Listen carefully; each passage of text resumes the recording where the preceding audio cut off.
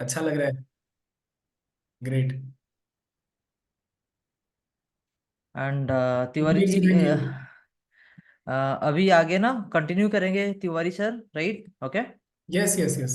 I will be with you, but थोड़ा मेरा ना तबीयत हल्का सा खराब है, सो मैं साइड में रहूंगा, but still Tiwari sir will continue. Yeah sir, you can continue sir.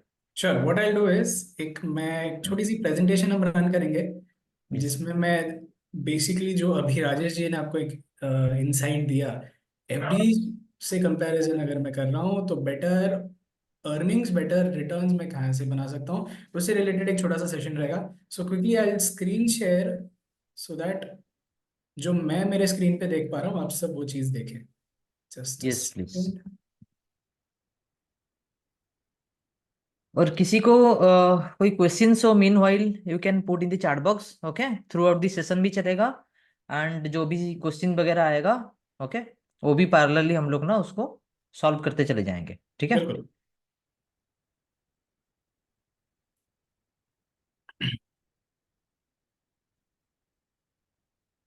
Alright, once again good evening सबको। थैंक यू, आप सब अपना कीमती समय निकाल के इस सेशन को अटेंड कर रहे हैं। क्विक मैं एक छोटा सा इंट्रोडक्शन में अपना दे देता हूँ। मेरा नाम, my name is Manmohan Tiwari. I am working as an assistant manager with Bond Bazaar. मैं बॉन्ड बाजार के channel partners as well as city representatives team को हेड कर रहा हूँ। आज जो मैं डिस्कशन आपके साथ शेयर करूंगा, जो चीज़ें हम और जो इनपुट्स आपके साथ शेयर करेंगे, बेसिकली वो सेफ और सिक्योर्ड इन्वेस्टमेंट्स के या को मद्देनजर रखते हुए करेंगे। Bond Bazaar is a platform. आप अगर मैं मेरे से बॉन्ड बाजार का एक ओवरव्यू लें तो we are SEBI registered platform, SEBI registered broker, जहाँ पे मैं आपको प्रोवाइड कर रहा हूँ फैसिलिटी बॉन्ड्स में ट्रेड और इन्वेस्ट करने की। राइट। अब बारी आती है कि बॉन्ड्स होता क्या है, ट्रेडिंग इन्वेस्टमेंट्स यहाँ पे कैसे कर सकते हैं, वो मैं आगे आपको धीरे धीरे करके एक्सप्लेन करूंगा। आज के इस वेबिनार के कुछ बेसिक रूल्स मैंने रखे हुए हैं, जहाँ पे मैं खाली आपको रिक्वेस्ट करूंगा आप एक्टिवली इसमें पार्टिसिपेट करें। कोई भी सवाल अगर आपके मन में है तो बिल्कुल आप चैट बॉक्स में डालिए, कोई छोटा या बड़ा सवाल नहीं होता। अगर आपके फोन्स आप यूज करें तो प्लीज उन्हें साइलेंट पे रख दीजिएगा, सो दैट आपका पूरा कॉन्सेंट्रेशन यहाँ पे बने रहे।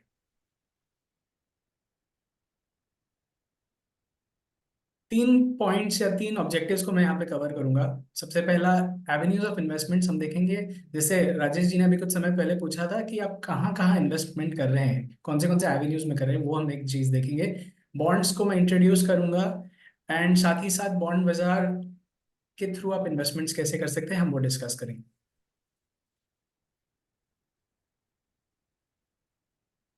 सो जैसा राजेश जी ने आप सभी से चैट बॉक्स पे सवाल किया था कि इन्वेस्टमेंट्स में हम कहाँ कहाँ अभी हाल फिलहाल पैसे इन्वेस्ट कर रहे हैं। आइडियली मैं अगर देखूं, चार इन्वेस्टमेंट के एवेन्यूज होते हैं: इक्विटी, फिक्स्ड इनकम, गोल्ड और सिल्वर, और रियल एस्टेट। इक्विटी में आप जैसे जानते हैं आप डायरेक्टली शेयर्स परचेज करते हैं, आप इक्विटी म्यूचुअल फंड्स में इन्वेस्ट करते हैं। On the other hand, fixed income category में मैं अगर देखूं, ट्रेडिशनली हमने ज्यादा करके इन्वेस्टमेंट की हुई है गवर्नमेंट सेविंग स्कीम्स में, बैंक फिक्स डिपॉजिट्स में, कॉर्पोरेट फिक्स डिपॉजिट्स में। साथ ही साथ डेट म्यूचुअल फंड एक नया कैटेगरी है, जहाँ पे अब आप म्यूचुअल फंड्स के थ्रू इन्वेस्ट कर सकते हैं।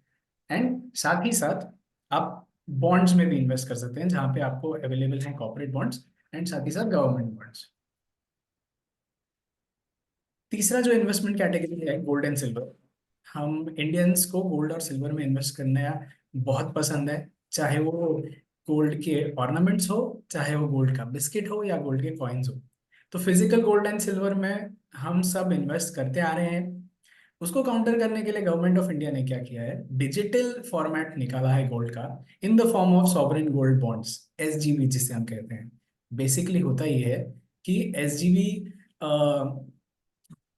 जो फॉर्म है, this is a digital form. आप जो इन्वेस्टमेंट्स कर रहे हैं, जो गोल्ड में आप डिजिटली इन्वेस्ट कर रहे हैं, इसके रिजर्व्स आपके सेंट्रल गवर्नमेंट के पास रहेंगे। आपको डिफरेंस वाइज अगर मैं बोलूँ, ये एसजीबी की यूएसपीज क्या है, ना तो आपको मेकिंग चार्जेस देने की जरूरत है जो आपको फिजिकल गोल्ड में खर्च करना पड़ता है, there is no GST applicable to it. साथ ही साथ मैं जब फिजिकल गोल्ड रख रहा हूँ तो कहीं ना कहीं मुझे बैंक से लॉकर लेना पड़ता है, ताकि मैं उस इन्वेस्टमेंट को या उस ज्वेलरी को सेफली रख सकूं। तो आपको एसजीवी जब आप बाय करेंगे तो आपको कोई लॉकर लेने की जरूरत नहीं पड़ेगी, तो आप अपना लॉकर रेंट का कॉस्ट भी बचा रहे हैं। To add it, government of India आपको क्या कर रही है, 2.5%, 2.5% का इंटरेस्ट दे रही है इस गोल्ड इन्वेस्टमेंट पे।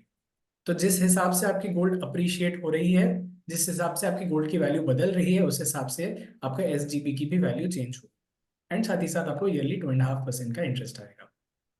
सो एक बेनिफिट है, टू काउंटर फिजिकल गोल्ड आपके पास सॉवरेन गोल्ड बॉन्ड्स अवेलेबल है। साथ ही साथ चौथा जो इन्वेस्टमेंट एवेन्यू है हमने देखा, वो है रियल एस्टेट। रियल एस्टेट में मेरे कमर्शियल रियल एस्टेट्स या तो रेसिडेंशियल रियल एस्टेट्स में मेरी इन्वेस्टमेंट्स होती है, जहाँ पे मैं कमर्शियल प्रॉपर्टीज में अगर इन्वेस्ट कर रहा हूँ तो फिर आगे किसी को शॉप के तौर पे मैं उसे लीज पे दे दे रहा हूँ, या कोई प्रॉपर्टी बड़ी प्रॉपर्टी है तो फिर वहाँ पे मैं कोई कंस्ट्रक्शन क्रिएट करके उसे लीज पे दे दे रहा हूँ। ऑन दी अदर हैंड, आप रेसिडेंशियल प्रॉपर्टी पे इन्वेस्ट कर रहे हैं तो उसे आप रेंट पे दे देते हैं, क्या कहते हैं, हर साल में या हर 11 महीने में फिर आपको टेनेंट्स चेंज करने पड़ते हैं। तो आइडली मेरे हिसाब से आज के फोरम में जितने लोग जुड़े हैं, कहीं ना कहीं आप सभी ने इन एसेट्स में कहीं ना कहीं इन्वेस्ट जरूर किया होगा।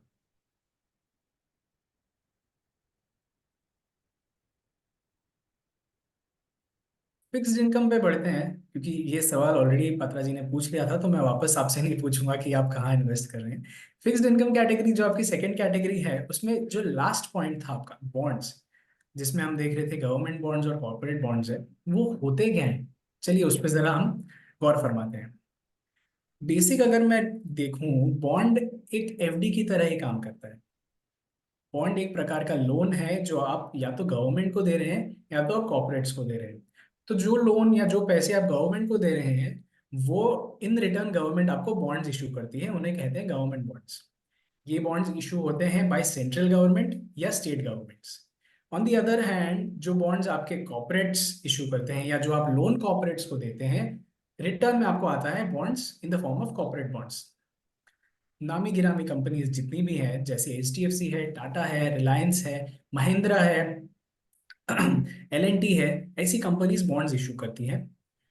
बेसिकली लोन्स हमसे लोन लेती हैं, एक स्पेसिफिक टाइम ड्यूरेशन के लिए बॉन्ड होता है, जिसमें एक स्पेसिफिक इंटरेस्ट आपको बताई जाती है जब बॉन्ड इशू होता है। तो आप ये जानते हैं कि इतने ड्यूरेशन के लिए मेरा ये बॉन्ड रहेगा, इतने परसेंटेज ऑफ इंटरेस्ट मुझे मिलेगी, और मेच्योरिटी के बाद मुझे मेरे इन्वेस्टमेंट का जो फेस वैल्यू है या जो मैंने इनिशियली पैसे डाले थे वो वापस मिल जाएंगे।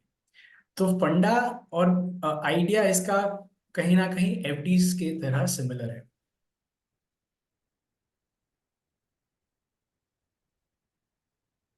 अब आ रही आती है फीचर्स, जो बॉन्ड इन्वेस्टमेंट्स आप कर रहे हैं या ऑनलाइन बॉन्ड इन्वेस्टमेंट्स आप कर रहे हैं विद बॉन्ड बाजार, उसमें फीचर्स आपके ऐसे हैं कि जितने भी बॉन्ड्स मेरे पास लिस्टेड हैं एक्सचेंज पे, दैट इज एनएसई और बीएसई पे जो बॉन्ड्स आपको लिस्टेड है वो मेरे पास अवेलेबल है। सेकेंडली, आप बॉन्ड्स को मैच्योरिटी से पहले बेच सकते हैं। जी हाँ, आपने सही सुना, बॉन्ड्स को आप मैच्योरिटी के पहले बेच सकते हैं। तो पहले जैसे हुआ करता था कि अगर मेरा बॉन्ड 5 साल बाद मैच्योर हो रहा है, मुझे यार 5 साल तक वो बॉन्ड की इन्वेस्टमेंट होल्ड करके रखनी पड़ेगी। अभी ऐसा नहीं है। आप ऑर्डर डालिए एक्सचेंज पे, सेल ऑर्डर डालिए, जैसे आप इक्विटी शेयर्स खरीदते हैं और बेचते हैं, सेम तरीके से आप बॉन्ड्स को भी बेच सकते हैं। तो मैच्योरिटी तक आपको होल्ड करने की जरूरत नहीं है। 3 to 5% आप एडिशनल इंटरेस्ट अर्न कर रहे हैं। 3 से 5% का जो ब्याज या जो इंटरेस्ट है, अगर मैं एफडी से कंपेयर करूं तो ज्यादा मिल रहा है। अगेन, फिक्स्ड इनकम कैटेगरी का प्रोडक्ट है, तो लुक्रेटिवनेस आपको यहाँ पे नहीं दिखेगी जैसे कि इक्विटी में दिखती है, बट यस, एंड कस्टमर को 3 से 5% का एडिशनल रिटर्न मिल रहा है। सो एंड इन्वेस्टर यानी कि मैं, अगर आज मैं एफडी से कंपेयर करूं तो मुझे बॉन्ड्स में ज्यादा रिटर्न मिल रहा है। और रही बात मिनिमम टिकट साइज की, आप गवर्नमेंट बॉन्ड्स में शुरुआत कर सकते हैं investments with near 100 rupees, and corporate bonds में आप शुरुआत कर सकते हैं इन्वेस्टमेंट्स विद जस्ट 1000 रुपीज। तो टिकट साइज भी छोटी है, ताकि आप ये समझ पाए कि इसमें इन्वेस्टमेंट कैसे होती है। अगर मैं एक एग्जांपल दूं, हम जब भी कोई मिठाई की दुकान में जाते हैं या हम कभी आइसक्रीम खाने जाते हैं, तो हम हमारे सामने 10, 20, 25, 50, 100 मिठाइयाँ या आइसक्रीम्स रहती हैं। पोलाइटली हम सामने जो काउंटर पे खड़े हैं उनसे हम पूछते हैं कि एक्सक्यूज मी सर, आप जरा सा मुझे ये वाली मिठाई टेस्ट करवाएंगे, या जरा ये आइसक्रीम मुझे आप टेस्ट करवाएंगे। तो थोड़ा सा टेस्ट जब हम करते हैं तब मैं एक डिसीजन लेता हूँ कि हाँ मुझे ये चाहिए या नहीं। तो सिमिलरली बॉन्ड्स में भी टिकट साइज इतनी छोटी इसलिए है ताकि आप उसमें इन्वेस्टमेंट्स करना समझें, और धीरे धीरे आपकी इन्वेस्टमेंट ग्रो हो, एंड तब जाके आप एक अच्छा क्वांटम इन्वेस्ट करें। आगे बढ़ते हैं। अब सवाल आता है कि मेरे इस इन्वेस्टमेंट एवेन्यू में इन्वेस्ट कौन कर सकता है, बॉन्ड्स में कौन कौन है जो इन्वेस्ट कर सकते हैं। तो उसका आंसर आप सिंपल तरीके से देख रहे हैं स्क्रीन पे, each and every one can invest. Now every one का जो केस है इसमें आपके आते हैं इंडिविजुअल्स, जिसमें रिटेल इंडिविजुअल्स है, HNIs है, हाई नेटवर्थ इंडिविजुअल्स, साथ ही साथ आपके छोटी कंपनीज हैं, कॉर्पोरेट्स हैं, ट्रस्ट्स हैं, कोऑपरेटिव सोसाइटी है, बैंक्स है, इंश्योरेंस कंपनीज है, NRIs हैं, एंड साथ ही साथ म्यूचुअल फंड्स या म्यूचुअल फंड हाउसेज हैं। तो ऐसी कोई कैटेगरी नहीं है जो इन्वेस्ट नहीं कर सकती है। Each and every person can invest into bonds. तो ये किसी पर्टिकुलर पर्सन के लिए रेस्ट्रिक्टेड नहीं है, या किसी पर्टिकुलर कैटेगरी के लिए रेस्ट्रिक्टेड नहीं है। सर इसका मतलब है ये कि हम लोग जो पैसा बैंक्स में डालते हैं, इंश्योरेंस राइट। कंपनी में डालते हैं, म्यूचुअल जी। फंड्स में डालते हैं, ये सब पैसा मतलब बॉन्ड्स में जाता है। कहीं ना कहीं चैनलाइज जरूर होता है। इस पॉइंट ओके। को भी मैं आगे आपको बताऊंगा कि कैसे होता है। यस, डायरेक्टली या इनडायरेक्टली कहीं ना कहीं ये फंड्स आगे हम्म। जाके बॉन्ड्स में इन्वेस्ट जरूर होते हैं। ओके वो ओके। पॉइंट भी मैं आगे कवर करूँ।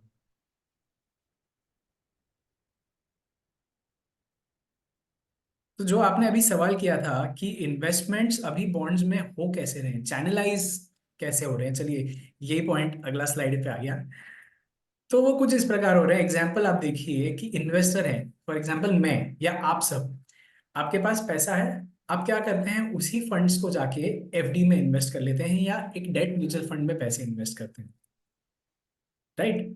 अब बैंक आपको क्या कहती है, अगर मैं बैंक का एग्जांपल लूँ तो बैंक आपको कहेगी कि मैं आपको 7% का रिटर्न दूंगा, आप FD इसे ब्लॉक कर दीजिए 1 साल के लिए, या 2 साल, या 5 साल के लिए।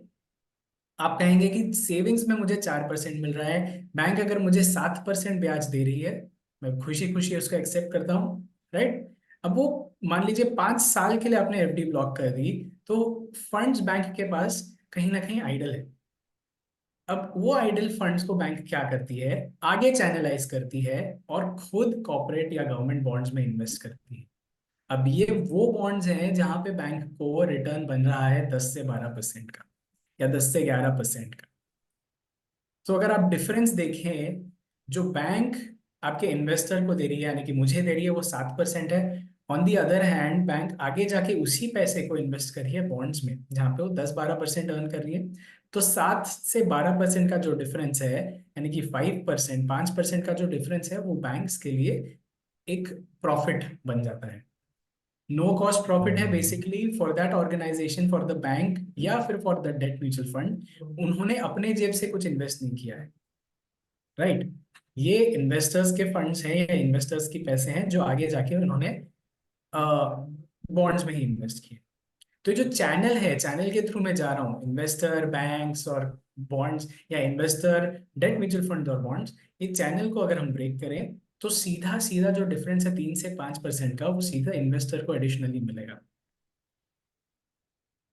ओके सर, इसका मतलब हम लोग बिना बैंक्स एंड डेब्ट फंड हम डायरेक्टली भी बॉन्ड तक रीच कर सकते हैं, राइट? बिल्कुल। बिल्कुल। बिना बैंक्स के या बिना डेट म्यूचुअल फंड्स के आप इन्वेस्ट कर सकते हैं, और ऐसे पेपर्स में इन्वेस्ट कर सकते हैं जो पेपर में आपको अच्छा रिटर्न मिले। Okay. Right. Yes Rajesh ji. So I think sir ये सब हर कोई भी करना चाहिए शायद। इज इट मतलब अवेयरनेस की कमी की वजह से लोग ये नहीं कर रहे हैं, ऐसा बोल सकते हैं? Yes. In terms of investments into bonds, कहीं ना कहीं एक अवेयरनेस वाला फैक्टर है जो रिस्ट्रिक्ट करता है लोगों को यहाँ पे पैसे डालने से। ओके। लोगों को इस एसेट की आइडिया थोड़ी कम है। We all understand that. Traditionally, क्योंकि उसका कारण है कि अगर आज से मैं 10 साल पहले देखूं, हिस्ट्री अगर चेक करूं, हम्म। बैंक्स में मेरी जो FDs होती थी आपको ऑलमोस्ट 10% का इंटरेस्ट देती थी। 10% सेफ अगर मुझे मिल रहा है तो मैं खुशी खुशी इन्वेस्ट कर रहा हूँ। तो अगर आप मुझे पूछे मेरे फादर को या उनके फादर को कि आज के टाइम पे उन्हें तो आंख बंद करके बैंक में इन्वेस्ट कर देंगे एफडीज के तौर पे। राइट। अभी मेरे फादर सीनियर सिटीजन है तो उन्हें एडिशनल रिटर्न मिल रहा है। तो एक तो उन्होंने ये प्रोडक्ट में इन्वेस्ट किया है since a long time, plus hmm. उन्हें अब उसी इन्वेस्टमेंट एसेट पे या उसी इन्वेस्टमेंट एवेन्यू पे एडिशनल इंटरेस्ट मिल रही है बीइंग अ सीनियर सिटीजन। तो कहीं राइट। ना कहीं वो प्रोडक्ट का विश्वास उन पे आ चुका है। सर जैसे रवि जी पूछ रहे हैं, what is the security of investment bond में देखा जाए तो? सो इन टर्म्स ऑफ इन्वेस्टमेंट्स देखिए, बॉन्ड्स, अगर मैं गवर्नमेंट बॉन्ड की बात करूं, ये बॉन्ड्स हाईली सिक्योर्ड रहते हैं। इन्हें हम सॉवरेन का टैग देते हैं क्योंकि इनकी बैकिंग होती है सरकार के द्वारा। ऑन दी अदर हैंड जो कॉर्पोरेट बॉन्ड्स हैं, सिक्योर्ड बॉन्ड्स जो होते हैं, अगेन दीज आर रेटेड, तो हर कॉर्पोरेट बॉन्ड की रेटिंग की जाती है। Triple A is the highest rated bond और C is the least. Right. India में एवरी ईयर बॉन्ड्स को रेट किया जाता है एंड रेटिंग के हिसाब से मैं जज कर सकता हूँ, मैं ये समझ सकता हूँ कि ये बॉन्ड में इन्वेस्ट करना सेफ है या नहीं। ए कैटेगरी के bonds, yes definitely these bonds are safe. फिर धीरे धीरे अगर मैं थोड़ा सा रिस्क लेना चाहूँ तो मैं ट्रिपल बी या डबल बी टाइप के बॉन्ड्स में भी इन्वेस्ट कर सकता हूँ। नॉट सेइंग आप नहीं कर सकते, आप करना चाहें तो सी कैटेगरी या सी रेटेड बॉन्ड्स में भी इन्वेस्ट कर सकते हैं, but again risk to reward मुझे समझना बहुत जरूरी है इस केस सर में। नॉर्मली देखा जाए, FDs ji Rajesh point ji. Of FDs point of view से is it secure? Absolutely Rajesh ji, FDs point of view से भी ये सिक्योर्ड है क्योंकि एक आगे हम एक कंपैरिजन देखेंगे कि बॉन्ड्स और एफडीज में सिमिलैरिटीज और डिसिमिलैरिटीज क्या है। तो okay. Security wise FDs secured रहती हैं एक पर्टिकुलर अमाउंट तक। If I am not wrong, government ने अभी नॉर्म्स चेंज किए हैं और तकरीबन 5 लाख तक आपका जो अकाउंट में पैसे करेक्ट। हैं, वो सेफ रहते हैं। बिल्कुल सर। 5 लाख के ऊपर ऊपर आपके कोई फंड्स है तो देर इज अ पॉसिबिलिटी कि अगर बैंक बंद हो गई तो आपको उतना मिलेगा। On the exactly. Other hand जब मैं बॉन्ड्स की बात करता हूँ, government bonds are highly secured, sovereign in nature, तो उसमें टेंशन लेने की बिल्कुल जरूरत नहीं है। कॉर्पोरेट बॉन्ड्स में मैं जब भी देख रहा हूँ सिक्योरिटी वाइज, मुझे ये चेक करना है कि बॉन्ड सिक्योर्ड कैटेगरी का है या नहीं। सिक्योर्ड कैटेगरी का बॉन्ड है तो बेसिकली उसे एसेट बैकिंग मिली है यस। एंड मैं उस कैटेगरी या उस टाइप के बॉन्ड्स में बिल्कुल इन्वेस्ट कर सकता हूँ। ओके। ठीक है सर, आगे आगे बढ़ सकते हैं। बिल्कुल बिल्कुल ठीक है। बिल्कुल राजेश जी। अब एक छोटा मैं आपको डेटा शेयर कर रहा हूं जो मुझे आरबीआई द्वारा मिला है। ये डेटा है मार्च 2022 का। इसके अनुसार बैंक में जितने भी फंड्स अभी मौजूद हैं वो है ऑलमोस्ट 170 लाख करोड़। तो ये ओके। 170 लाख करोड़ का जो बाइफरकेशन है वो मेरे सामने है, जहां पे मैं देख रहा हूँ 93 लाख करोड़ आपके सेविंग्स अकाउंट में लोगों ने इन्वेस्ट करके रखे हुए हैं या होल्ड करके रखे हुए हैं। 60 लाख करोड़ आपके करंट अकाउंट में है जहां पे आपको कुछ भी रिटर्न नहीं बन रहा है, 0% हम्म। आपको इंटरेस्ट आ रही है। एफडीज में 17 लाख करोड़ से ज्यादा वैल्यूएशन पड़ी हुई है जहां पे आप 5 से 8% का ऑन एन एवरेज रिटर्न बना रहे हैं। तो ये एयूएम जो है या ये जो टोटल डिपॉजिट है जो बैंक्स के पास है, जब मुझे ये कहीं ना कहीं आइडिया आ गई है कि मैं हम्म। इससे बेटर रिटर्न्स बना सकता हूँ with the same assurity and same safety, तो मैं इन फंड्स को यहाँ पे रखने के बजाय बॉन्ड्स में क्यों नहीं इन्वेस्ट करूँ। On an average annual FD issuance भी 40 लाख करोड़ की हुई है इन द फाइनेंशियल ईयर 2022। तो मैं देख रहा हूँ धीरे धीरे बैंक्स एफडी पे भी इशू एफडी इशुएंस भी बढ़ रही है बिकॉज ट्रेडिशनली लोगों ने इसमें इन्वेस्ट किया है तो लोगों का भरोसा इस पे है। अब यही भरोसा हमें लाना है बॉन्ड्स में जहां पे आप ये समझ रहे हैं कि सेफ्टी वाइज, यस, एक टिक हुआ आपका कि इन्वेस्टमेंट सेफ है, करेक्ट। मैच्योरिटी तक आपको होल्ड करने की जरूरत नहीं है हम्म। एंड साथ ही साथ आपको रिटर्न्स बेटर बन रहे हैं। तो एक काउंटर है आप कह सकते हैं जहां पे आप additional returns with the same safety बना सकते हैं। जी राजेश जी। यस सर, मतलब ज्यादा से ज्यादा लोग का पैसा एक्चुअली सेविंग्स में पड़े रहते हैं। सेविंग्स में है, करंट अकाउंट में है या एफडीज में है, हम्म। बिल्कुल। ओके। सर कोई बॉन्ड्स में शॉर्ट टाइम के लिए भी लैंडिंग कर सकता है पैसा instead of savings? That can be done, yes. See Rajesh ji, the thing with bonds is maturity में जब भी देखूं किसी बॉन्ड की, आपके पास अवेलेबल होगा जिसकी मैच्योरिटी है 3 महीने, 6 महीने, ऐसे भी बॉन्ड्स अवेलेबल हैं। या अगर आप देखें लॉन्ग टर्म इन्वेस्टमेंट्स के हिसाब से, तो 5 साल, 10 साल, 15 साल, 20 साल, 50 साल के हम्म। बाद की मेच्योरिटी वाले भी बॉन्ड्स अवेलेबल। तो ये एवेन्यू बहुत बड़ा है। सो इन्वेस्टर पॉइंट ऑफ व्यू से मैं देखूं तो मेरे पास वैरायटी बहुत है ओके। इन्वेस्टमेंट्स करने की। ठीक है सर, आगे बढ़ते हैं। श्योर।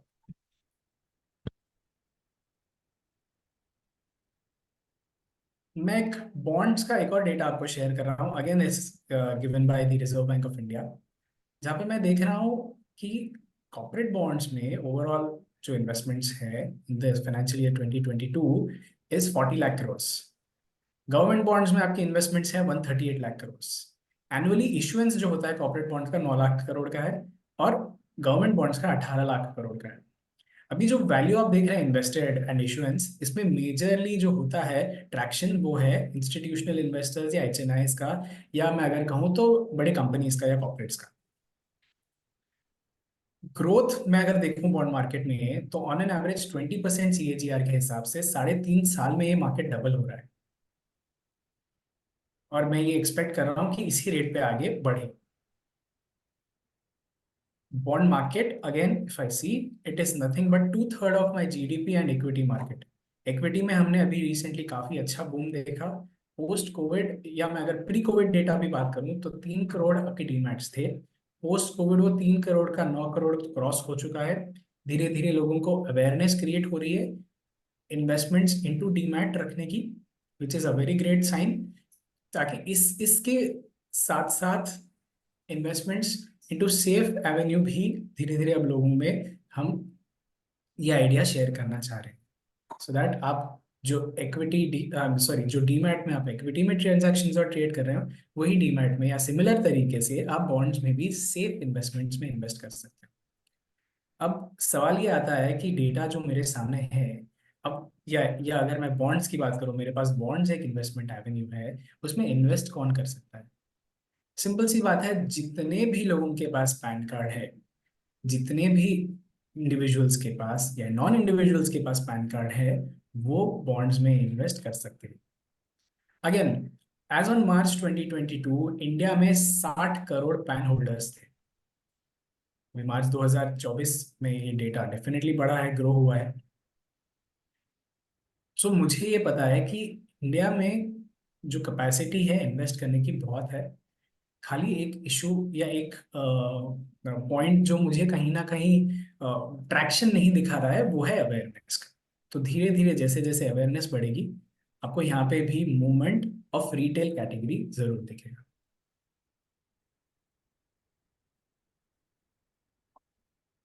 राजेश जी, अब कुछ टाइम पहले ये पूछ रहे थे कि सिक्योरिटी कैसी है हाँ बॉन्ड्स सर, में। बिल्कुल। तो ये कुछ सिमिलैरिटीज हैं या कुछ ऐसे फीचर्स हैं जो दोनों कैटेगरीज में हैं, बॉन्ड्स और एफडीज में, और कुछ ऐसे फीचर्स हैं जो थोड़ा डिफरेंशिएट करते हैं। आइए उन्हें हम नोट करते हैं। सो बेसिकली बॉन्ड्स, या मैं अगर एफडी में इन्वेस्ट कर रहा हूँ, एक तरह का लोन ही है जो मैं बोरोवर को दे रहा हूँ। ऑन दी अदर हैंड मुझे ये भी पता है कि बॉन्ड्स और एफडीज में जो रिटर्न बनता है, जो इंटरेस्ट मिलता है, वो फ्रीक्वेंसी या तो हर महीने की है, या हर 3 महीने में है, या एवरी क्वार्टर, सेमी एनुअली, या मैं कहूँ एवरी 6 मंथ्स, या एनुअली मैंने साल में एक बार मिलती है। तो ये कहीं ना कहीं सिमिलर चीजें हैं मैं अगर एफडीज के साथ कंपेयर करूँ। अगर कुछ ऐसी पॉइंट्स में देखूं जहाँ पे फीचर्स बॉन्ड्स के अलग हैं और फिक्स डिपॉजिट्स के अलग है, वो कुछ इस प्रकार हैं, जैसे कि आप बॉन्ड्स में इन्वेस्ट कर रहे हो तो गवर्नमेंट बॉन्ड्स में आप इन्वेस्ट कर रहे हैं या कॉर्पोरेट बॉन्ड्स में इन्वेस्ट कर रहे हैं। ऑन दी अदर हैंड, जब आप कहीं पे एफडीज में इन्वेस्ट कर रहे हैं, तो या तो बैंक की फिक्स डिपॉजिट होगी, पोस्ट ऑफिस के स्कीम्स में आप इन्वेस्ट कर रहे हैं, पोस्ट ऑफिस के एफडीज में कर रहे हैं, एनबीएफसीज या कॉर्पोरेट के आप एफडीज में इन्वेस्ट कर रहे हैं।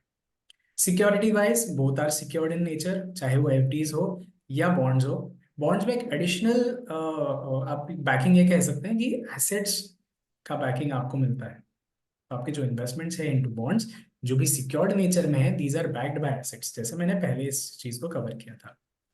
रही बात बॉन्ड्स और फिक्स डिपॉजिट्स होल्ड करने की, आप दोनों को डिजिटली होल्ड करते हो। कैसे? बॉन्ड्स को आप होल्ड करते हैं in the form of demat, यानी कि आपके डीमैट अकाउंट में वो बॉन्ड्स पार्क किए जाते हैं। और एफडीज को आप डिजिटली आपके बैंक अकाउंट में होल्ड कर सकते हो। बॉन्ड्स का कुछ एक ऐसा फीचर है कि आप उसे ट्रांसफर कर सकते हो। फॉर एग्जाम्पल, अगर मेरे नाम पे बॉन्ड है, मुझे अगर मेरे मदर को, मेरे फादर को, मेरे सिबलिंग को या किसी और को ट्रांसफर करना है, वो मैं मेरे नाम से किसी और के नाम पे वो ट्रांसफर कर सकता हूँ। एफडीज में वो पॉसिबल नहीं है। एक बार मैंने मेरे नाम की एफडी इशू कर ली, आगे जाके मैं उसको किसी और के नाम पे ट्रांसफर नहीं कर सकता हूँ, वो मेरे नाम पे ही बनी रहेगी। In terms of returns again थोड़ा डिफरेंस है। एफडीज में ऑन एन एवरेज आप देख रहे हैं कि 7%, 7.25% या 8% तक का रिटर्न बन रहा है। वहीं बॉन्ड्स में आप 8 से लेके 10, 11, 12, 13, 14% का भी इंटरेस्ट अर्न कर सकते हो। अगेन दोनों कैटेगरी सेम है, फिक्स्ड इनकम कैटेगरी के प्रोडक्ट्स ही हैं। तो मैं एफडीज को किसी ऐसे पर्टिकुलर कैटेगरी से कंपेयर नहीं कर रहा हूँ जहां पे मैं कोई एक दूसरी पिक्चर दिखाना चाहूँ। एंड लास्टली, बॉन्ड्स को आप ट्रेड कर सकते हो। बेसिकली आप एक्सचेंज पे उसे सेल कर सकते हो। फिक्स डिपॉजिट्स को आप ट्रेड नहीं कर सकते हो, आपको उसको अपने पास बेसिकली मेच्योरिटी तक होल्ड करना पड़ेगा। बॉन्ड्स आप मेच्योरिटी से पहले कभी भी बेच सकते हो। एंड अगर आपको एफडी से बाहर निकलना है, आपकी मेच्योरिटी से पहले एफडी ब्रेक करनी है, तो बैंक्स या ऑर्गेनाइजेशंस पेनल्टी चार्ज करती है। ऑन एन एवरेज वो 1% हो जाता है आपके इन्वेस्टमेंट अमाउंट का। तो कहीं ना कहीं मेरे लिए एज एन इन्वेस्टर वो पेनल्टी भी एक तरह का पेन है, राइट? कि मैं अगर एक पर्टिकुलर डेट से पहले मैं उसमें से पैसे निकालना चाहूँ, तभी मुझे थोड़ा चार्ज, थोड़ा पिंच लगेगा, और फिर मेरे को मेरे पैसे वापस मिलेंगे। बॉन्ड में वैसा नहीं। बॉन्ड्स में आप जब चाहें, जैसे चाहें आप उसे बेच सकते हो।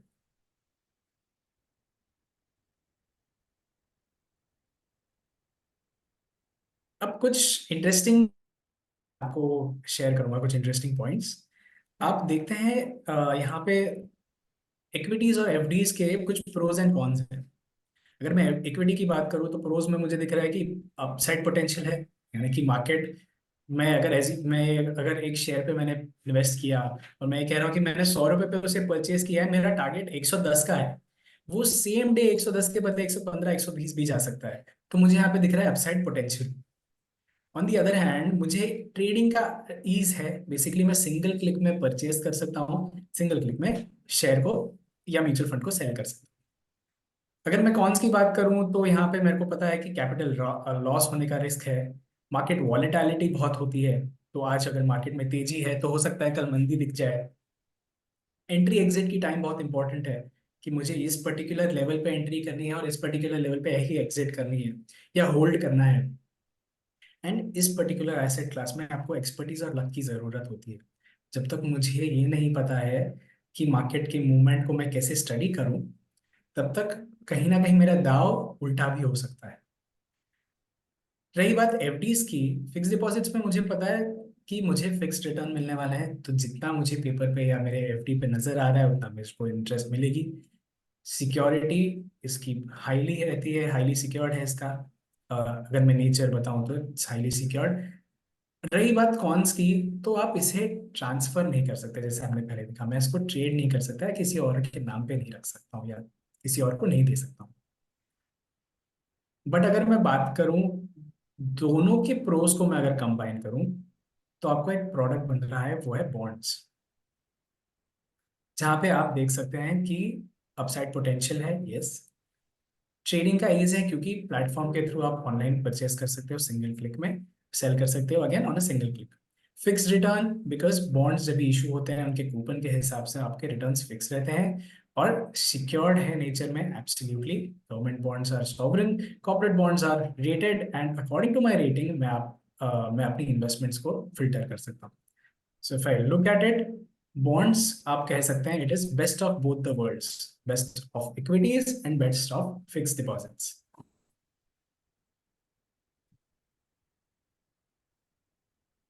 राजेश सर ने कुछ टाइम पहले बैरियर्स के बारे में बात की थी।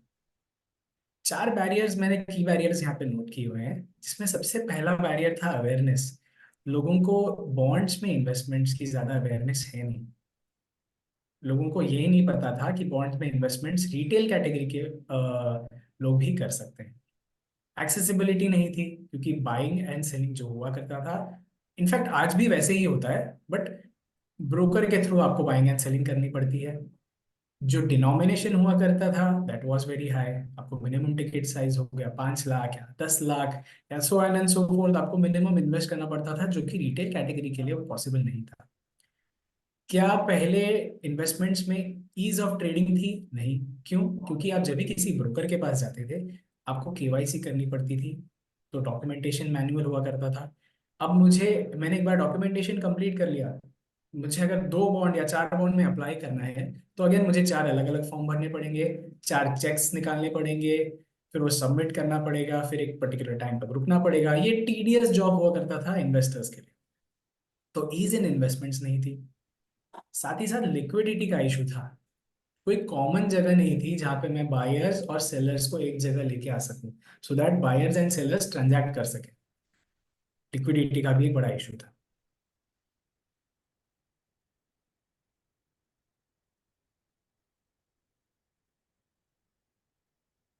ये जितने भी पॉइंट्स हमने देखे हैं, बॉन्ड बाजार एज एन ऑर्गेनाइजेशन क्या करी है मैं आपको बताता हूँ। हमने एक वेल रेगुलेटेड और रिलायबल प्लेटफॉर्म क्रिएट किया है। सेबी के साथ हम एफिलिएटेड हैं, बेसिकली सेबी रजिस्टर्ड है हमारी कंपनी। आप जब भी केवाईसी अपनी करवाते हैं, आप अपना अकाउंट ओपन करते हैं, तो मैं आपको कोई चार्जेस नहीं लगाता हूँ। There are zero charges for account opening. मैं आपसे कोई ब्रोकरेज नहीं लेता हूँ। इवन दो मैं बॉन्ड्स का एक ब्रोकर हूँ, रजिस्टर्ड ब्रोकर हूँ, बट मैं आपसे 1 रुपया ब्रोकरेज नहीं ले रहा हूँ। और एएमसी जो एनुअल मेंटेनेंस चार्जेस है, that is also zero. So for any investor मेरा पूरा प्लेटफॉर्म फ्री है, फ्री ऑफ कॉस्ट। एक और इंटरेस्टिंग चीज, बॉन्ड बाजार के प्लेटफॉर्म में आपको 18,000 से ज्यादा बॉन्ड्स दिखेंगे जो कि लिस्टेड है। तो आपके नेशनल स्टॉक एक्सचेंज और बॉम्बे स्टॉक एक्सचेंज पे जितने भी बॉन्ड्स अवेलेबल हैं, आपको बॉन्ड बाजार के टर्मिनल पे वो दिखेंगे। As I said, we are registered brokers with NSC and BSE, और हमारा डिपॉजिटरी पार्टिसिपेंट है सीडीएसएल। सो जो भी आपका डीमैट्स ओपन होते हैं, that comes under your name, और आपके नाम पे जो ओपन होते हैं, that is been open under CDS. साथ ही साथ जो ट्रेडिंग एंड सेटलमेंट होती है, वो भी एनएससी और बीएससी की सब्सिडरीज से होती है। सो involvement of bond Bazaar is zero at any given point of time. मेरा इन्वॉल्वमेंट सिर्फ इतना ही है कि मैं आपके बायर्स और सेलर्स को एक प्लेटफॉर्म क्रिएट करके दे रहा हूँ। जैसा हमने नाम सुना है, नाम देखा है, बॉन्ड बाजार, मेरा प्लेटफॉर्म डेडिकेटेड है बॉन्ड्स के लिए। तो आपको जितने भी टाइप के बॉन्ड्स हैं, आपको वहाँ पे मिल जाएंगे। यील्ड बेस्ड ट्रेडिंग प्लेटफॉर्म है। बेसिकली आपको अगर यील्ड के हिसाब से बाइंग एंड सेलिंग करनी है, दैट इज पॉसिबल। बॉन्ड्स के छोटे से लेके बड़े डिटेल तक आपको मेरे टर्मिनल पे या मेरे प्लेटफॉर्म पे दिखेगा। आई, आपको बॉन्ड से रिलेटेड कोई डॉक्यूमेंट चाहिए, बॉन्ड को स्पेसिफिकली कॉर्पोरेट बॉन्ड्स को रेट किया है, तो वो रेट क्यों किया है उसका रिपोर्ट जानना चाहते हैं, बॉन्ड्स की डिटेल्स देखने हैं, या कंपनी का एनालिसिस करना है, या आपने अगर इन्वेस्टमेंट किया है तो वो इन्वेस्टमेंट का कैश फ्लो कैसा रहेगा वो देखना है, तो वो भी आपको बॉन्ड बाजार के टर्मिनल पे अवेलेबल रहेगा। सर एक क्वेश्चन था पीडी पटेल जी का। Ji Rajesh ji. How will you generate revenue then if everything is zero charges, ये थोड़ा बता दीजिए। Well, sir, for me, for Bond Bazaar as an organization, we are having two desks. One is our institutional desk and one is our retail desk. So for institutions, whenever a company wants to raise a bond, whenever an organization or a company wants to procure bonds, we as Bond Bazaar help them. And in return मैं उनसे fees charge करता हूँ। तो वो fees से मैं मेरा institutional desk, साथ ही साथ रिटेल डेस्क भी चला रहा हूँ।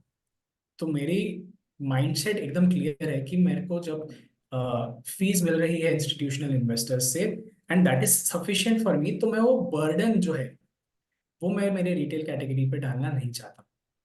Hence the whole platform for retail investors is free. Okay. ये सर मोहन सर। श्योर। जैसे आपने देखा है, इक्विटी में आप परचेज एंड सेल करते हैं विद सिंगल क्लिक। सिमिलरली आप बॉन्ड बाजार के प्लेटफॉर्म पे भी वैसे ही आप ट्रेड कर सकते हैं, just by single clicking of a mouse button. आप परचेज भी कर सकते हैं एंड सेल भी कर सकते हैं। एंड जैसे हमने पहले डिस्कस किया है, minimum ticket size is very small. For a government bond it is 100 rupees, and for corporate bonds it is अरे 1,000 रुपीज। ये सर।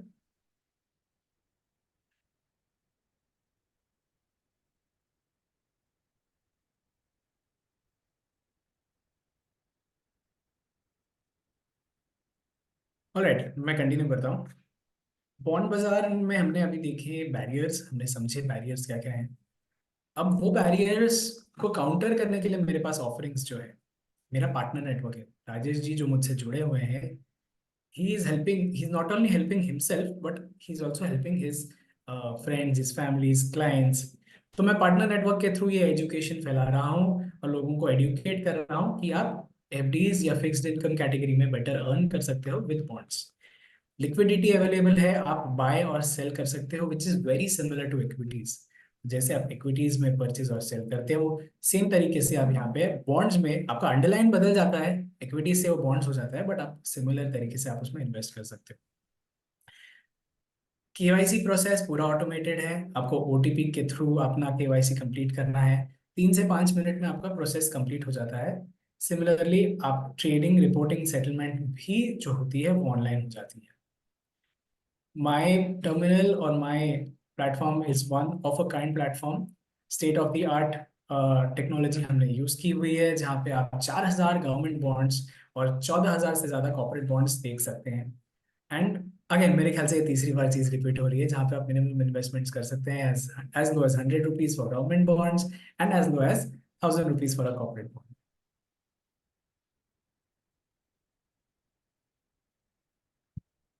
और सर एक क्वेश्चन था। श्योर। बॉन्ड पे लोन मिल सकता है, और मिलता है तो क्या रेट में मिलता है? Is it possible sir? So ideally मैं मेरे इन्वेस्टमेंट को प्लेज कर सकता हूँ, बट मैं मुझे इन रिटर्न कितना लोन मिलेगा, ये तो again it depends on organization to organization. So yes, pledging is possible. अब बॉन्ड्स हम्म। इनफैक्ट इक्विटीज में हम या इन्वेस्टर्स क्या करते हैं, शेयर्स का आपका जो पोर्टफोलियो है वो आपने बना लिया, वही पोर्टफोलियो का आप प्लेज करते हैं टू ट्रेड अगेंस्ट ऑप्शंस। और एक सर रवि जी का क्वेश्चन था, सर मार्केट ऊपर जाता है या नीचे जाता है तो so that it impact on bonds? Not at all Ravi ji. So market movement जो भी रहेगी, मार्केट मूवमेंट जैसी भी रहेगी, वो इम्पैक्ट बॉन्ड्स में नहीं करेगी। Bond market is totally different than what equity market is. अगर मैं आज कहूँ इक्विटी मार्केट 2% ऊपर चले गया, निफ्टी आज 2% ऊपर चले गई, बैंक निफ्टी आज 2.5% ऊपर चले गई, या निफ्टी आज 3.5% नीचे आ गई, बैंक निफ्टी 5% नीचे आ गई, उसका कोई इम्पैक्ट आपके बॉन्ड मार्केट पे नहीं पड़ेगा। सर एक राजेश जोशी का क्वेश्चन था, can they open joint account? Yes, that is possible, but opening in such case will not be online. Okay, offline form fill up करना यस, पड़ेगा।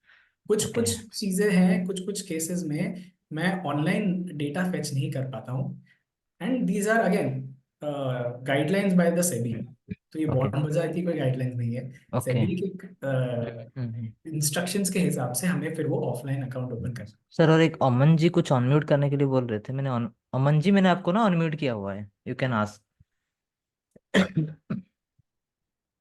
यस अमन जी। सर हाँ, मेरा क्वेश्चन था कि जैसे जो मैंने सपोज करो 50 लाख के बॉन्ड करवा लिए जी या ले लिए, जी। तो वो फंड मैं ट्रेडिंग के लिए यूज कर सकता हूँ अगर मुझे स्टॉक मार्केट में भी ट्रेडिंग करनी है उससे? तो अमन जी, इसमें कैसा होगा कि आपने एक बार बॉन्ड्स में इन्वेस्ट कर लिया, तो ओके। आप उन्हें आपको प्लेज करना पड़ेगा। तो pledging is possible, yes. Yes, pledging pledging sir का पॉसिबल। नहीं, प्लेजिंग पॉसिबल है तो उसका फिर कोई इंटरेस्ट भी लगता है, कोई ब्याज देना पड़ता है हमें? नहीं सर, बॉन्ड बाजार ऐसा कुछ चार्ज नहीं करती। तो जैसे 50 लाख के बॉन्ड कराए तो 50 लाख वो प्लेज कर लूंगा मैं, पूरे हो जाएंगे प्लेज? प्लेज हो जाते हैं yes, तो वो ब्रोकर टू ब्रोकर डिपेंड करेगा कि आपको उसके सामने कितना पर्टिकुलर परसेंटेज आपको एज अ मार्जिन देंगे। हाँ, वही पूछ रहा था कि ऐसे कितना कोई फिक्स होता है मार्जिन? नहीं, मार्जिन फिक्स नहीं होता सर। तो एसेट टू एसेट, जैसे इक्विटी में आप देखेंगे, अ, हर कंपनी के शेयर के पीछे अगर आप प्लेज करें तो उसमें परसेंटेज चेंज होते रहती है। हाँ, वो सेम मुझे वैसे पता बॉन्ड है में भी है, बिल्कुल। सेम वैसे ही आपके बॉन्ड्स में भी। तो और वो ट्रेडिंग के लिए भी यूज हो सकता है वो फंड, है ना? Right, yes. तो आप ये मुझे, हाँ प्लेज बताइए। करना पड़ेगा। ये प्लेज तो मैं कर लूंगा, सपोज करो मुझे अब 30 लाख के मैंने बॉन्ड करवा दी और 30 लाख ही मुझे अपने ट्रेडिंग में भी करना है यूज। Right, yes. तो यस, उसका इसको मुझे ना पर सिंपली ब्रोकर में ट्रांसफर करके प्लेस करना पड़ता है। जैसे हम एग्जैक्टली। लोग ना स्टॉक्स खरीदते हैं, स्टॉक को प्लेस करते हैं, उसी हाँ तरह आप हाँ। इंस्टेड ऑफ म्यूचुअल फंड को प्लेस कर सकते हैं, स्टॉक को कर सकते हैं, सेम वे हम लोग बॉन्ड्स को भी प्लेस कर सकते हैं। पर सर प्लेज का तो राजेश जी इंटरेस्ट भी तो लगता है ना, जो हम प्लेज करते हैं उस पे। नहीं, प्लेज ना वो ब्रोकर के ऊपर है, राइट। अप टू कुछ परसेंटेज होता है, राइट। आप ओवर लिमिट्स लेते हैं तब जाके आपको इंटरेस्ट लगेगा, अदरवाइज आपको कोई इंटरेस्ट नहीं लगता है। Right sir. नहीं, आईसीआईसी डायरेक्ट में जैसे मेरा अकाउंट है, अब क्या होता है मेरे अकाउंट में 10 लाख रुपए है। हम्म। ठीक है। हम्म। मैंने स्टॉक उठा रखे हैं 30 लाख के। हाँ, तो उस केस में तो आपने ना ओवर मार्जिन ट्रेडिंग फंड हो गया, आपने ना हाँ हाँ, मार्जिन मैं वही कह ट्रेडिंग। रहा हूँ, तो वो मेरे से ईयरली पर डे का मतलब ईयरली 8-9% उनका साल का इंटरेस्ट पड़ता है टोटल। पर डे के हिसाब से कैलकुलेट करते हैं वो। यस, सो वो हो गया ना मार्जिन ट्रेडिंग फंड हो गया, that is not pledging basically. Right, basically हाँ। मार्जिन क्रिएट करवा रहे हैं उससे। यस ठीक है, यस यस। ठीक है मन जी। तो इसमें इंटरेस्ट क्या होता है सर, आपने जैसे बताया, तो कितना मिनिमम हम मान लें, जैसे एफडी का आपने 7-8 है, मिनिमम इसका कितना है? देखिए, बॉन्ड्स में इन्वेस्टमेंट्स के अगर मैं देखूं तो गवर्नमेंट बॉन्ड्स में आप 8, 8.5, 9% के हिसाब से अर्न करते हैं। हाईएस्ट सेफ्टी है गवर्नमेंट बॉन्ड्स में। कॉर्पोरेट बॉन्ड्स में फिर आपके पास ऐसे बॉन्ड्स भी अवेलेबल है जहाँ पे आपको 10% ब्याज है। तो आपके ये वाले कौन से बॉन्ड है, कॉर्पोरेट बॉन्ड है ये वाले? सर, दोनों बॉन्ड है। बाजार के प्लेटफॉर्म पे आपको कॉर्पोरेट बॉन्ड भी मिलेंगे, गवर्नमेंट तो बॉन्ड सेफ, भी मिलेंगे, सेफ कौन सा है, मतलब गोल्ड सेफ? बॉन्ड्स भी मिल जाएंगे। सर, सेफ तो हर कैटेगरी के बॉन्ड है। बस मुझे खाली इतना देखना है कि जब मैं किसी कॉर्पोरेट बॉन्ड में इन्वेस्ट कर रहा हूँ तो मैं अच्छे रेटिंग के बॉन्ड में इन्वेस्ट करूँ ताकि मेरा रिस्क कम रहे। ऑन दी नहीं अदर सर हैंड देखो। ऑन दी अदर हैंड अगर सर गवर्नमेंट तिवारी में मैं जी एक इन्वेस्ट काम करूँ। करेंगे सर, आप ना एक बार ना प्लेटफॉर्म्स दिखा दीजिए, श्योर। तो so that it will be ना वेरी इजी टू अंडरस्टैंड। आप एक बार ना यस यस, प्लेटफॉर्म्स देख लीजिए, हाउ इट ठीक इज है। लुक मैं आगे लाइक। जाके आपको प्लेटफॉर्म शो करता हूँ, ठीक है बिल्कुल। सर, ठीक है। तो कैसे रेटिंग्स देखते हैं, कैसे डिसाइड करना है। यस, ओके, एक एक ओवरव्यू इट आपको वो भी मैं शेयर कर दूँ। इट विल बी ठीक है। Easy. And meantime, guys, any of you having any questions, so that you can ask in the chat box or you can raise your hand, guys. Absolutely, आपको कोई भी सवाल है अपना मैसेज प्लीज चैट पे डाल दीजिए। I And be happy to answer. तो meantime, सर व्यूअर्स से दिखा रहे हैं। इसमें आपका क्या रोल रहेगा, मतलब जैसे हम गवर्नमेंट के कॉर्पोरेट के खरीदेंगे तो आप किस रिगार्डिंग हेल्प करेंगे मतलब? Actually we people help us to find a very good bond. जैसे कि आपको कुछ 30 lakhs 50 lakhs का ना बॉन्ड्स खरीदना है, तो हाँ। कैसे आपका कौन से बॉन्ड्स की पोर्टफोलियो कैसे बनाना है, राइट। सो बेसिकली उसके रिगार्डिंग आपको ना हेल्प करेंगे। जैसे एक तरह से पॉलिसी बाजार हो गई मार्केट में, जो पॉलिसी करवाती है, रिकमेंड करती है, नहीं, वैसे ही सर? ऐसे not not like that. Bond Bazaar is like a जोरोधा। जोरोधा में आप क्या करते हो, इट्स ए ट्रेडिंग प्लेटफॉर्म्स। आप ना हाँ स्टॉक हाँ। बाय सेल कुछ भी कर सकते हो। ऐसे आपको ना बॉन्ड्स में बाय करना है, सेल करना है। So bond Bazaar is a platforms where you can purchase bonds and sell bonds. अच्छा, जरोदा जैसे करवाता है, हर किसी का बॉन्ड खरीदवा देता है, वैसे एग्जैक्टली, ये है। वैसे नॉर्मली क्या है यही ना, है। आप पहले सर समझिए, जो शेयर तो बाय सेल करने के लिए बहुत सारे प्लेटफॉर्म्स है, ठीक है। Okay okay. बट बॉन्ड को डील करने के लिए, उसको परचेज करना, उसको सेल करना, उसके लिए ना कोई full fledge easy to use platforms नहीं है, तो राइट। सर एक क्वेश्चन और था।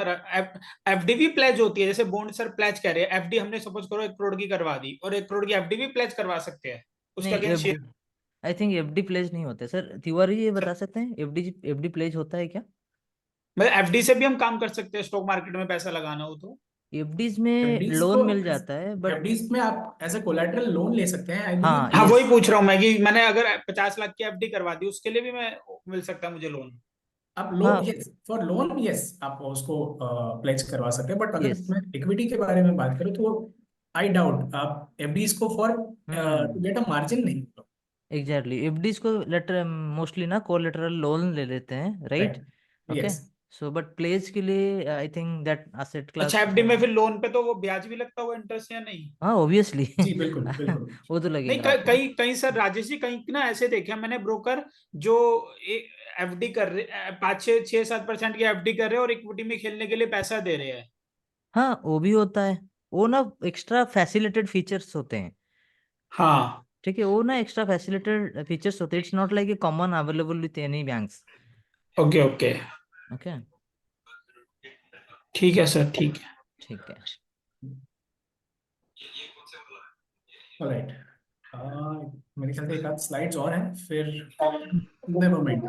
Yes sir. सो बेसिक जो अभी हमने डिस्कशन किया था, अगर मैं देखूं बॉन्ड बाजार का प्लेटफॉर्म, मेरी वेबसाइट है www.bondbazaar.com।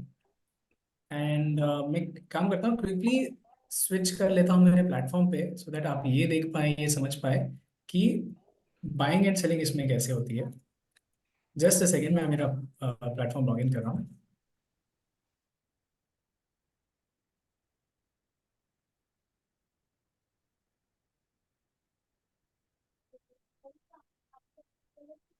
एंड मैंने ग्रुप में ना आपको लिंक शेयर किया हुआ है। You can open account, okay, and you can fill the forms, okay, if anyone looking for any personal guidance, so one of the relationship manager will connect with you, okay, he will discuss everything with you, okay, and you get personal support as well। Answer Tiwari sir थोड़ा जल्दी दिखाइएगा क्योंकि थोड़ी देर के अंदर दूसरे classes है। जी जी जी जी, बस मैं स्क्रीन शेयर कर रहा हूँ। Yes.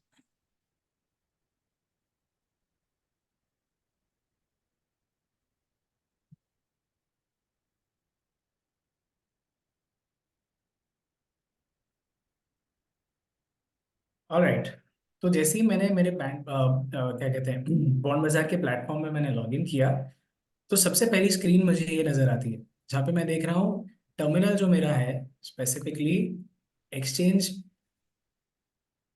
National stock exchange, Bombay stock exchange, और एक आरएफक्यू का प्लेटफॉर्म।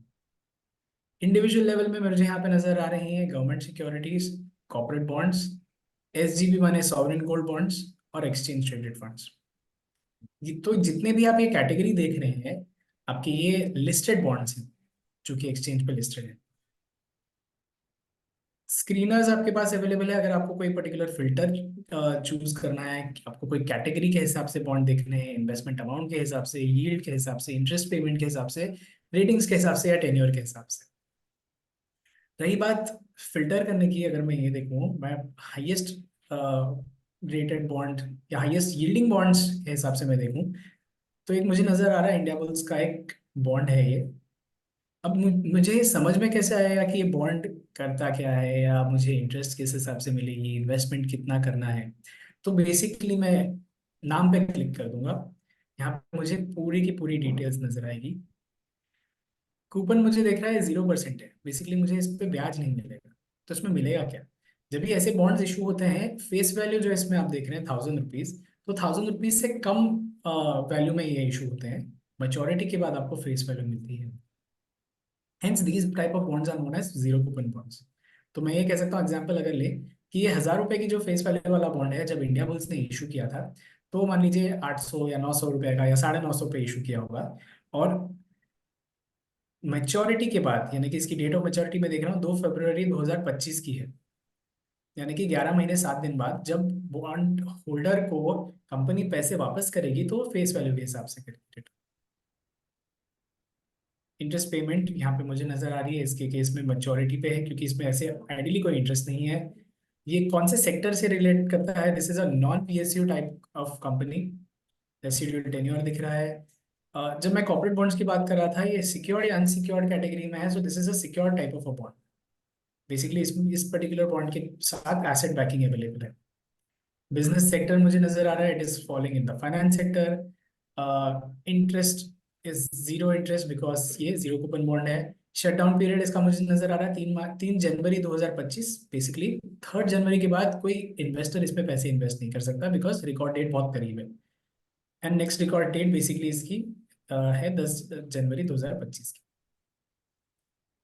अगर बात करूं मैं रेटिंग्स की, आप देख सकते हैं यहाँ पे क्रिसिल ने इससे डबल ए रेट किया है। तो अगर मुझे अंडरस्टैंड करना है कि ये डबल ए रेट क्यों किया है, मुझे डीप डाइव करना है इन्फॉर्मेशन पे, तो आप यहाँ पे देखेंगे कि रेटिंग क्राइटेरिया मेंशन किया गया है।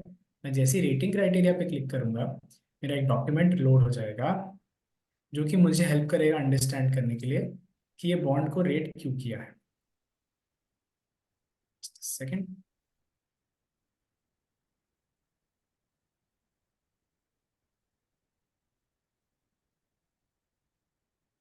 मुझे इंडिया बुल्स का नजर नहीं आ रहा, तो मैं देख लेता हूँ दूसरा कोई बॉन्ड।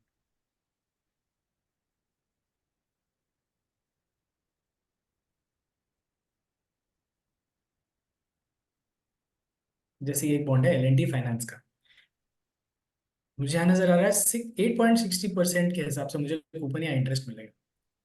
मैच्योरिटी इसकी कब की है? 24 2024 दिसंबर की है। अगेन क्रिसिल ने इसे ट्रिपल ए रेट किया है, तो मैं अंडरस्टैंड करूंगा ट्रिपल ए रेट क्यों किया है, रेटिंग क्राइटेरिया पर क्लिक करके। क्रिसिल की यहाँ पे एक रिपोर्ट आ गई है, जिस रिपोर्ट के हिसाब से जस्टिफाई कर रहे हैं कि ये पर्टिकुलर बॉन्ड को ट्रिपल ए क्यों रेट किया है। बॉन्ड इशू होते टाइम एक आईएम डॉक्यूमेंट इशू करते हैं बेसिकली। जब भी एक न्यू बॉन्ड आता है तो वो बॉन्ड या वो कंपनी के पूरे डिटेल्स इसमें मेंशन किए जाते हैं। तो आईएम डॉक्यूमेंट पे मैं क्लिक करूंगा तो एक नया डॉक्यूमेंट ओपन होता है, जो कि मुझे बताता है, एक सेकंड, मेरे ख्याल से ये डॉक्यूमेंट डाउनलोड हुआ है।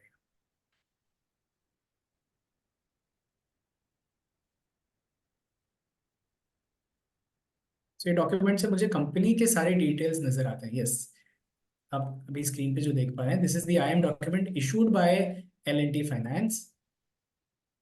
मैं देख पा रहा हूँ 159 पेज का डॉक्यूमेंट है, December 9, 2019 को ये इशू हुआ था। तो यहाँ पे आप सारी डिटेल्स देख और समझ पाएंगे।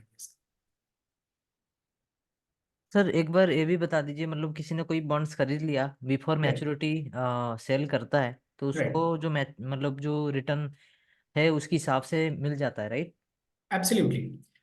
सो बेसिकली कैसा है फंडा, मैं अगर आपको कहूँगा एज एन इन्वेस्टर, आप इसे मेच्योरिटी तक होल्ड करेंगे तो आपको रिटर्न्स अच्छे बनेंगे।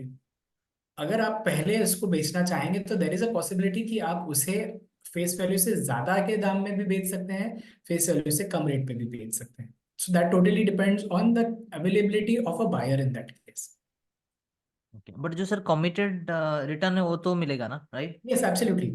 कूपन रेट जो आपको मिलनी है वो तो मिलनी ही मिलनी है, वो आपको उतना परसेंटेज मिलेगा ही मिलेगा, और वो आपके सीधा बैंक अकाउंट पे क्रेडिट होता है। सर थोड़ा एंड ऑफ द नोट ये बता दीजिए कुछ हाई रिटर्न वाले corporate good bonds, like 13% 14% return देने वाले।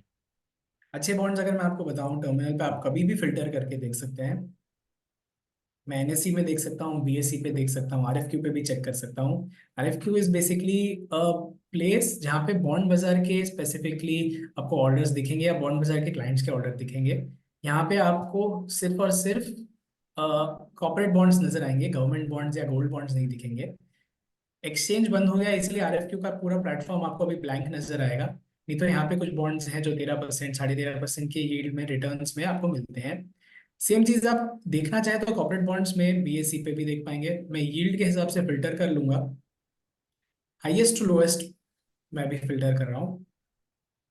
एंड वो फिल्टर के हिसाब से मैं ये देख पाऊंगा कि कौन सा बॉन्ड अवेलेबल है। अगर मैं बॉन्ड्स के बारे में अगर आपको कोई डिटेल भी बताऊं, कुछ ऐसे बॉन्ड्स हैं जो अच्छे रिटर्न्स बना रहे हैं जो मेरे RFQ प्लेटफॉर्म पे अवेलेबल हैं। Like if I give you names, जो हमने अभी L&T देखा, L&T का पेपर आपको बना रहा है 10% का रिटर्न, जो कि मार्केट में अवेलेबल है 8.60 पे, 8.60 पे। सर एक मुथूट का, एडुलिस्ट का भी अच्छा दिख रहा है 13.56। यस एब्सोल्युटली, एडलवाइस है, ए हाँ, प्लस रेटेड बॉन्ड है, ये एडलवाइस का ए प्लस रेटेड बॉन्ड है।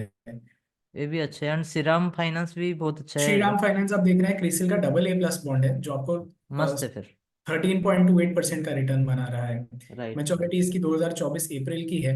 सर तो एक क्वेश्चन था राजेश जोशी का, मतलब ये इंटरेस्ट फ्री होता है या मतलब इसका जो इनकम टैक्स कैसे होता है, मतलब शॉर्ट टर्म ओके, गेन तो लॉन्ग टर्म गेन कैसे अकाउंट होता है? सो इंटरेस्ट आपके टैक्स स्लैब्स के हिसाब से कैलकुलेट होता है। ओके। रही बात TDS की, there is TDS applicable again, जैसे आपको FDs में एप्लीकेबल होता है। एंड कैपिटल गेन्स का एक कंसेप्ट है जो कि आपको एप्लीकेबल होगा जस्ट इन केस अगर मेरे को कोई भी कैपिटल गेन इस पर्टिकुलर बॉन्ड पे हो रहा है। तो लॉन्ग टर्म कैपिटल गेन एक कॉन्सेप्ट है और एक शॉर्ट टर्म कैपिटल गेन है। तो अगर long term capital gain basically मैं देखूँ तो फ्लैट 10% है, अगर मेरा वो इन्वेस्टमेंट एक साल से ज्यादा का है। और अगर मेरे को शॉर्ट टर्म में कैपिटल गेन हो रहा है तो मेरे इंटरेस्ट स्लैब के हिसाब से आपको वो चार्ज होगा। तो सिमिलैरिटीज बहुत हैं आपकी ट्रेडिशनल इन्वेस्टमेंट्स के साथ। तो ये ऐसा कुछ नहीं है कि यहाँ पे आपको कुछ नई चीज चार्ज हो रही है, या कुछ एडिशनल आप एज अ कॉस्ट या एज एन इंटरेस्ट या एज टैक्सेस आप दे रहे हो। It is very similar to what we are already investing in other asset classes.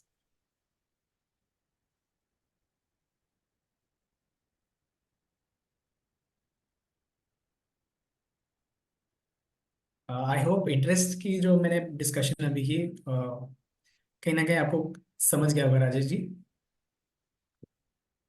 हाँ सर, बिल्कुल। And thank you sir, thank you so much for your time. Thank you and everybody. मैंने groups में, and I want to say everyone just say thank you to Tiwari ji for giving right it kind of was information. It was pleasure being with you people. आपके साथ जुड़ के बहुत अच्छा लगा Rajesh ji and the team. Even तो Bhavin sir आज आ नहीं पाए थे, उनकी यस। कुछ शॉर्ट हम्म। मीटिंग फिक्स हो गई थी, तो हेंस मुझे आना पड़ा। But yes it I mean Bhavin sir को भी बहुत अच्छा लगता है आपसे जुड़ने में। मुझे भी आज बहुत अच्छा लगा आपसे बात करने में। बिल्कुल। एंड जब भी कोई क्वेरी रहेगी please connect with Rajesh ji. We'll make sure कि आपकी क्वेरीज हैंडल हो। यस, एनी बिल्कुल बिल्कुल। Issues if you have just let us know and we'll be there to resolve. Definitely. And मैंने ग्रुप में ना अकाउंट ओपन का लिंक भी दे दिया है, एंड इसके साथ मैंने एक गूगल फॉर्म भी दे दिया। If anyone looking for personal calls also you can fill that form, right? Okay, thank you so much absolutely. Sir. फिर मिलते हैं थैंक और यू एक थैंक यू और एक अच्छे सेशन के साथ। बिल्कुल बिल्कुल बिल्कुल। Sir. Thank you. Bye bye everyone. Bye everybody. Thank you. Bye bye.